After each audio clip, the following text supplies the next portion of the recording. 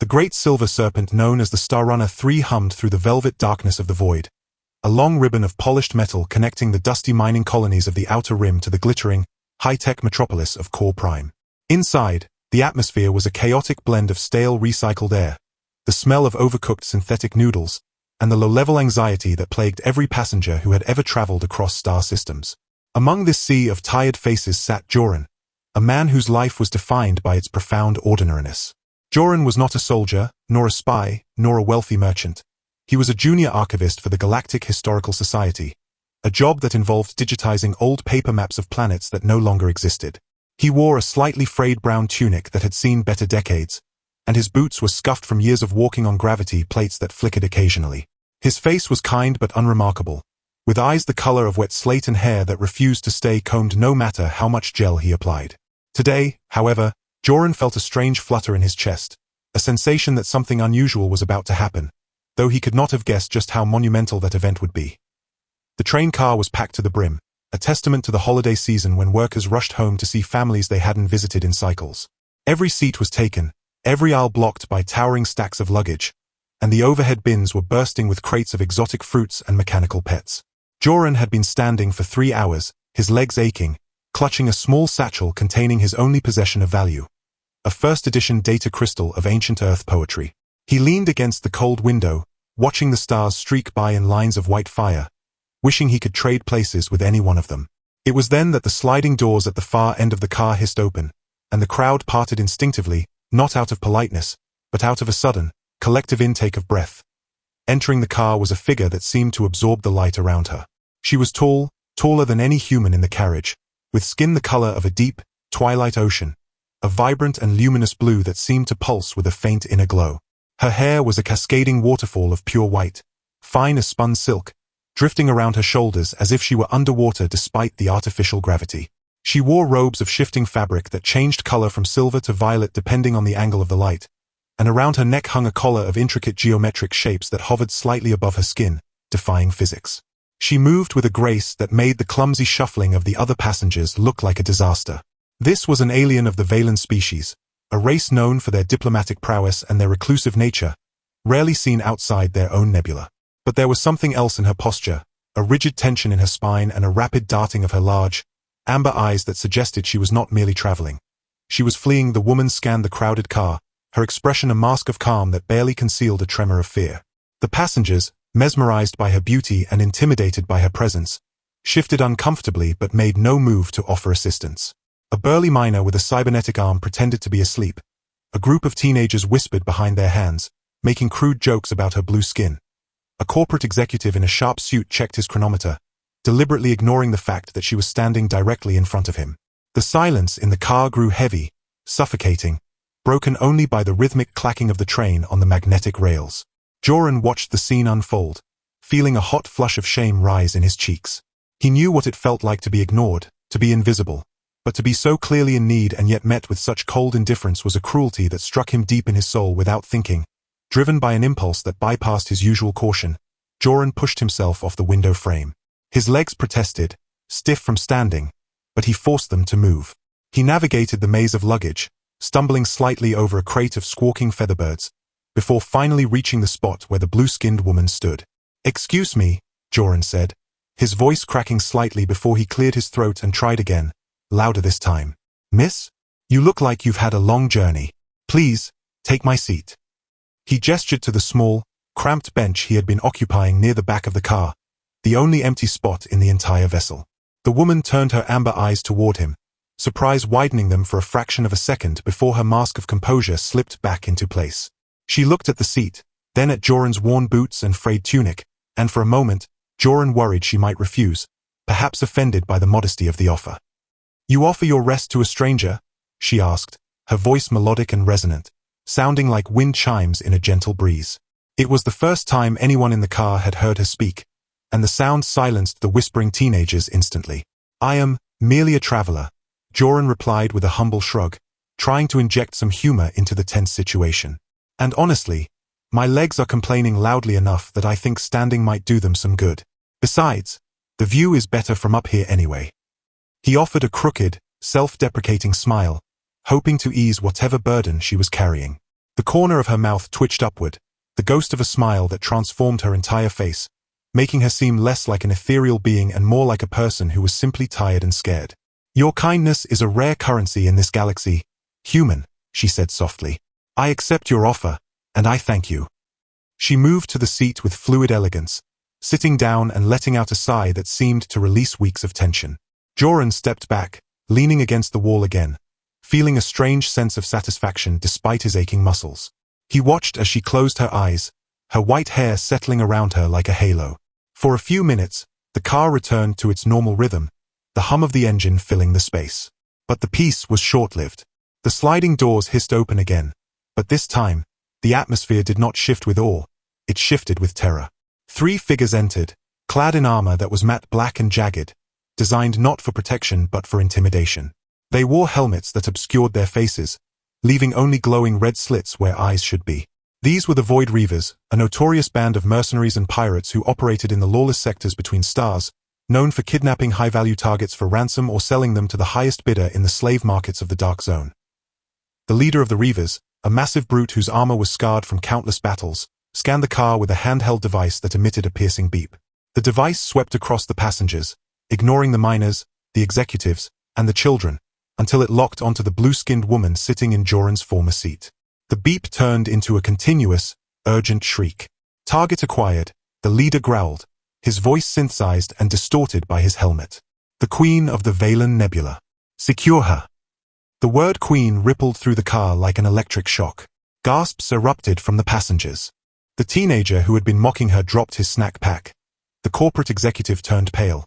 The miner with the cybernetic arm suddenly found a great interest in the floor. Joran's heart hammered against his ribs. A queen? He had given his seat to a literal monarch, a ruler of an entire star system, and he had done it while wearing socks with holes in them.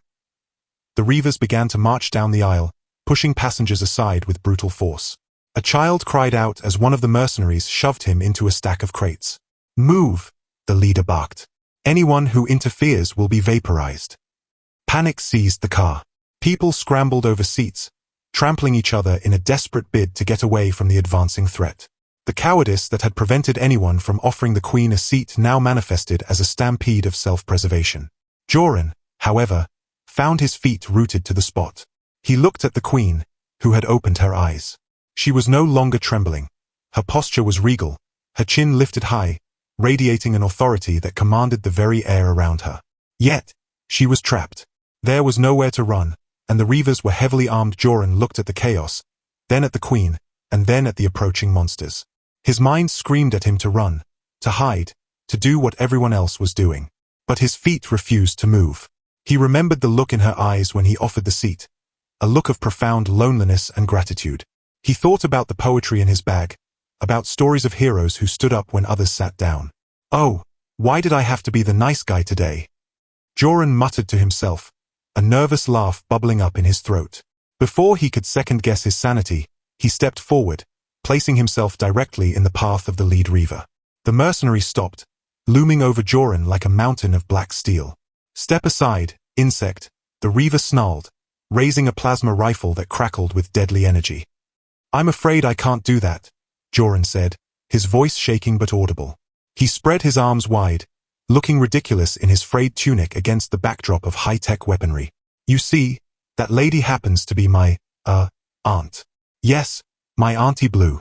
And she gets very carsick if she's disturbed. Family policy, you understand? No rough handling of the relatives. The absurdity of the statement hung in the air. The Reaver tilted his head, the red slits of his helmet narrowing. Your aunt is the monarch of the Valen? You are a terrible liar, human. The Reaver raised the rifle, aiming directly at Joran's chest. Last chance. Move or die. Joran swallowed hard, his dry throat clicking. Well, he squeaked, if those are the options, I suppose I'll have to go with option C, stubbornness. He didn't have a weapon. He didn't have combat training. All he had was a bag of old poems and a lifetime of being overlooked. But in that moment, being overlooked felt like a superpower. The Reaver fired. Joran flinched, squeezing his eyes shut, expecting the searing pain of plasma. Instead, there was a blinding flash of blue light and a sound like a thunderclap inside a cathedral. When Joran opened his eyes, The plasma bolt had been intercepted by a shimmering force field that had erupted from the Queen's collar. She was standing now, her hand extended, her eyes glowing with the same intense blue as her skin. The air around her crackled with static electricity, and her white hair floated wildly as if caught in a storm. "Foolish mortals," the Queen declared, her voice amplifying without effort, filling every corner of the train car. "You dare bring violence into a sanctuary of peace." The Reavers hesitated, their weapons trained on her, but the sheer pressure of her presence was overwhelming. It was not just physical power, it was the weight of centuries of royal lineage, the authority of a being who commanded fleets and shaped worlds. "Seize her," the leader shouted, breaking the spell. "Overwhelm her shields." The three Reavers opened fire simultaneously, a barrage of green and red energy beams converging on the Queen. She spun, her movements a blur of motion, deflecting the blasts with waves of her hand. The energy ricocheted off her shields, striking the ceiling and the walls, sending sparks raining down on the cowering passengers. Joran realized he couldn't just stand there and watch. The Queen was powerful, yes, but there were three of them, and they were relentless. He needed to create a distraction. He looked around desperately for anything he could use. His eyes landed on the crate of squawking featherbirds that he had tripped over earlier. With a burst of adrenaline, Joran lunged for the crate, ripping the latch open. Hundreds of colorful, panicked birds exploded into the air, filling the narrow aisle with a chaotic cloud of wings, beaks, and deafening screeches. The Reavers, blinded and confused by the sudden avian assault, stumbled backward, firing wildly into the flock. Feathers flew everywhere, sticking to the static-charged armor of the mercenaries. One Reaver slipped on a pile of bird droppings, crashing into his companion, causing their weapons to jam together in a tangled mess of metal. "Now!" Joran yelled, ducking under a stray laser bolt that singed the hair on his arm. "Do something majestic." The Queen seized the opportunity. She slammed her palms together, and a shockwave of pure sonic energy ripped through the car. It wasn't destructive to the structure, but it hit the Reavers with the force of a physical blow. Their armor vibrated violently, the internal systems overloading. The red lights on their helmets flickered and died, plunging them into darkness within their own suits. Disoriented and blind, the Reavers flailed, bumping into each other and the walls. The leader roared in frustration, tearing off his helmet to reveal a scarred, sweaty human face twisted in rage. He drew a kinetic blade, a jagged piece of metal humming with vibration, and charged straight for the Queen. Ignoring the birds and the chaos, Joran saw the attack coming before the Queen did. She was focused on disabling the other two Reavers, her back turned to the leader. Without thinking, Joran grabbed the heavy data crystal case from his satchel, the one containing the priceless ancient poetry, and hurled it with all his might. The case struck the charging Reaver squarely in the temple. The mercenary staggered, his momentum halting just inches from the Queen. He shook his head, dazed, and turned his furious gaze toward Joran. "You insignificant worm," the Reaver spat, wiping blood from his forehead. "I will tear you apart."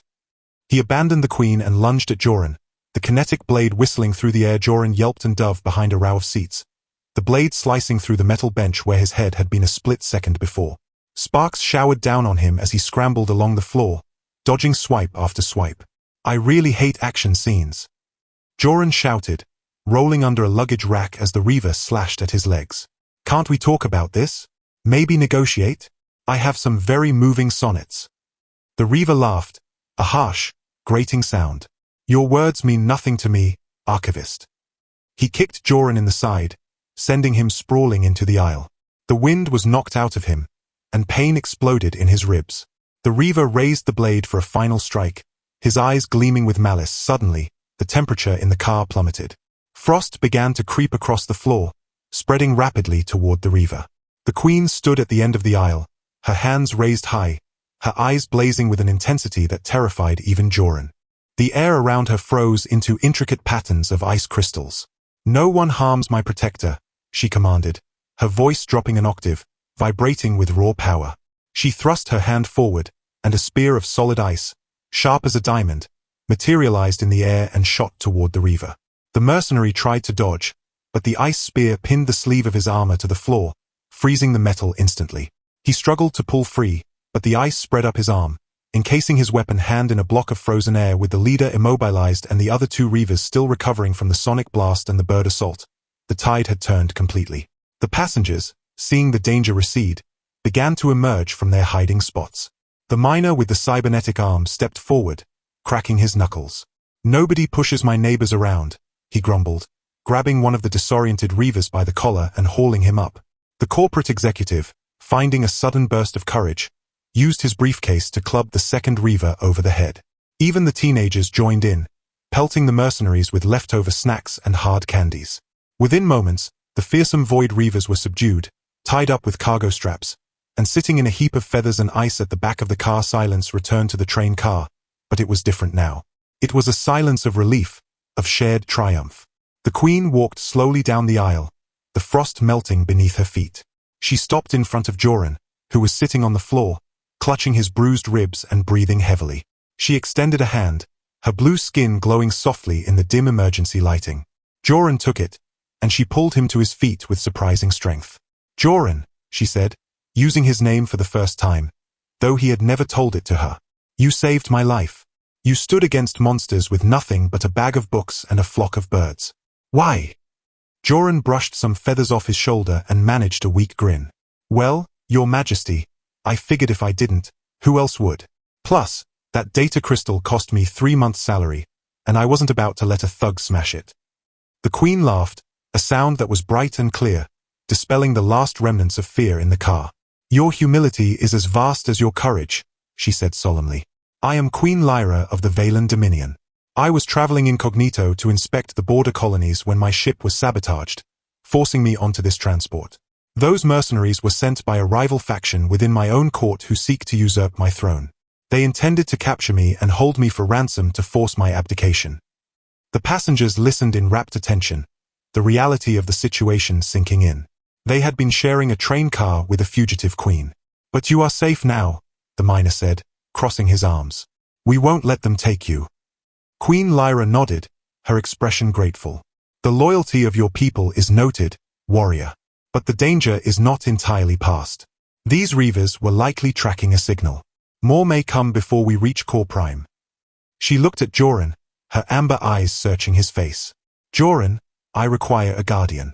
Someone who thinks quickly, acts bravely, and possesses a heart that values kindness above status. Will you accompany me to the capital? I promise you, the rewards will be far greater than a seat on a train." Joran blinked, stunned. Him? A guardian to a queen? He looked at his scuffed boots, his frayed tunic, and the bruised ribcage that throbbed with every breath. He thought about his quiet life as an archivist, cataloging dead worlds and forgotten poems. Then he looked at Queen Lyra, radiant and powerful, yet vulnerable without allies. He thought about the thrill of the fight, the absurdity of the birds, and the way the entire car had united to protect one of their own. A slow smile spread across his face. "Well," Joran said, adjusting his glasses which had gone askew during the brawl, "I do have some vacation time accrued, and I suppose ancient poetry can wait. But on one condition." "Name it," Queen Lyra said immediately. "No more fancy titles," Joran joked, wincing as he shifted his weight. "Just call me Joran. And maybe find me a new pair of boots before we meet any more pirates. These ones are practically falling apart." The Queen smiled, a genuine, warm expression that reached her eyes. "Agreed, Joran. Boots, and perhaps a meal that does not come from a vending machine, shall be your first reward." She turned to address the passengers, raising her voice so all could hear. "People of the Star Runner, you have shown greatness today. When the history of this sector is written, remember that courage is not found in armor or weapons, but in the willingness to stand up for what is right, even when you are afraid. When we reach Core Prime, my guard will ensure your safe passage, and any among you who wish for employment in the royal court shall find a welcoming home." Cheers erupted throughout the car, louder and more joyous than before. The teenagers high-fived each other. The executive shook hands with the miner. The featherbirds were gently corralled back into their crate.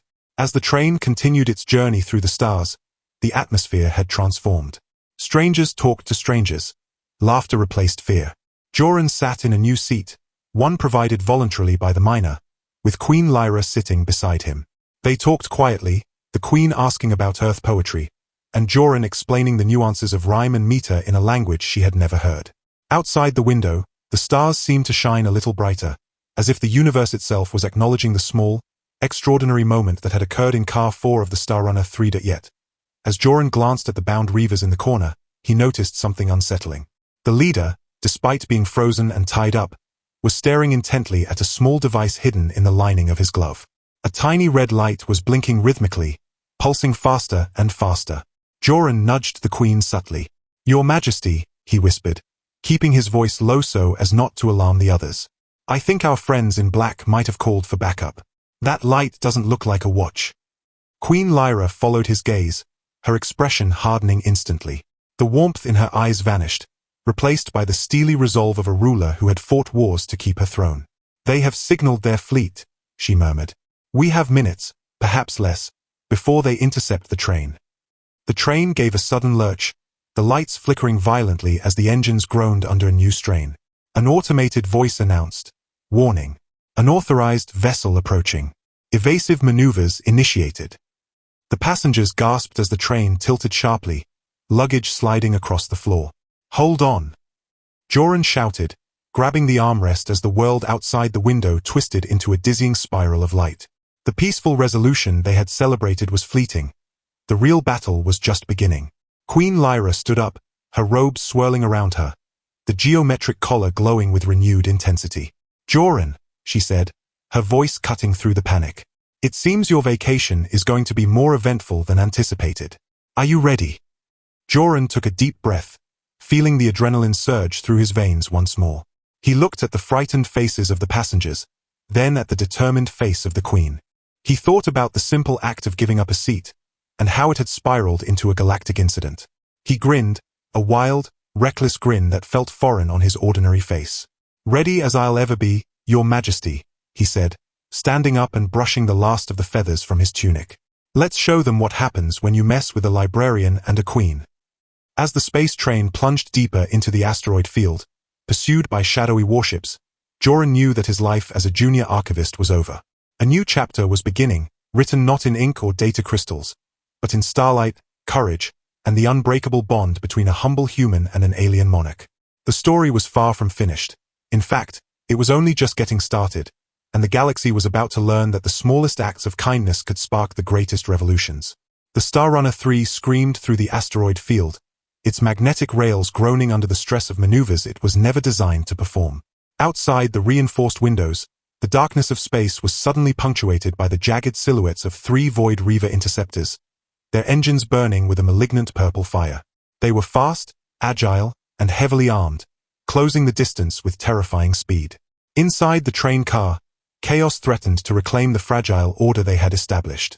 Passengers were thrown from their seats as the train banked hard to avoid a collision with a drifting chunk of ice rock. Queen Lyra stood firm in the center of the aisle, her hands weaving complex patterns in the air, generating a shimmering dome of blue energy that enveloped the entire carriage. "Hold tight," she commanded, her voice cutting through the screams of panic. "Their weapons cannot penetrate this shield, but the impact of their boarding grapples will shake us apart." Joran, clinging to a support pole with white-knuckled grip, watched the tactical display on the wall. The Reaver ships weren't just trying to destroy the train. They were deploying magnetic clamps to latch onto the hull and breach the doors. "They're going to board us again," Joran shouted over the roar of the engines. "And next time, they won't be alone. They'll have heavy assault troopers." He looked at the bound mercenaries in the corner, who were smirking beneath their restraints, confident that their cavalry had arrived. The leader of the Reavers let out a low, mocking laugh. "Enjoy the view, Archivist. It's the last one you'll ever see." Joran felt a surge of anger, not for himself, but for the innocent families huddled around him, for the miner who had fought so bravely, and for the queen who had placed her trust in a man with no combat skills.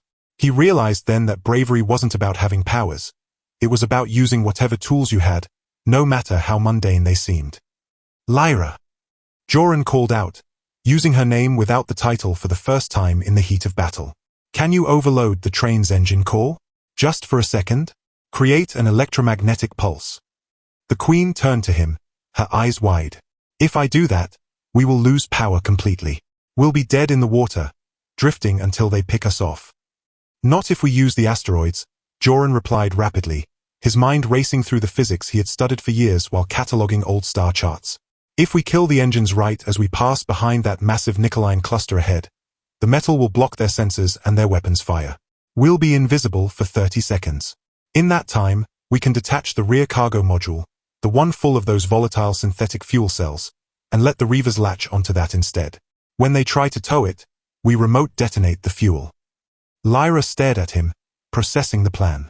It was risky, desperate, and utterly brilliant. You want to use a cargo container as a decoy bomb? She asked, a spark of admiration igniting in her gaze. It's insane, Joran admitted with a shaky grin. But then again, so is giving up your seat to a blue alien queen. Do it! Lyra shouted to the train's automated system, overriding the safety protocols with her royal command codes. She slammed her hands against the floor, channeling her bioenergy directly into the engine room's control matrix. The lights in the car died instantly, plunging them into darkness save for the eerie glow of Lyra's skin and the emergency strips along the floor. The hum of the engine ceased, replaced by the sickening silence of drift. Outside, the Reaver ships overshot their target, confused by the sudden disappearance of the train's heat signature behind the asteroid. Now! Joran yelled, tapping furiously on his data pad which still held a charge. He initiated the separation sequence for the rear cargo module. With a dull thud that vibrated through the floor, the back half of the train detached. Moments later, the Reaver clamps locked onto the empty module, thinking they had secured the main passenger car. Detonate, Joran whispered. He pressed the enter key. A silent flash of orange light bloomed in the distance behind the asteroid, followed by a shockwave that rippled through the vacuum, pushing the debris field outward. The Reaver ships, caught in the blast radius of the exploding fuel cells, were tossed like toys. One ship spun out of control, crashing into the asteroid. The other two veered away, their systems fried by the electromagnetic fallout. Cheers erupted in the darkened car, a cacophony of relief and joy. The lights flickered back on as the auxiliary power kicked in, revealing a car full of exhausted but triumphant survivors. The bound Reavers slumped in defeat, their smug expressions replaced by disbelief. They had been outsmarted by an archivist and a queen using nothing but geometry and garbage as the Starrunner 3 limped toward the safety of Core Prime's orbital docks. Escorted now by the Royal Guard fleets that Lyra had signaled once they were clear, the atmosphere inside the car shifted from survival mode to celebration. The passengers treated Joran and Lyra not just as saviors, but as legends. The miner offered Joran a flask of strong spirits. The teenagers asked for autographs. The executive promised to fund a new wing for the Historical Society in Joran's name. But amidst the adulation, Joran and Lyra found a quiet moment by the window.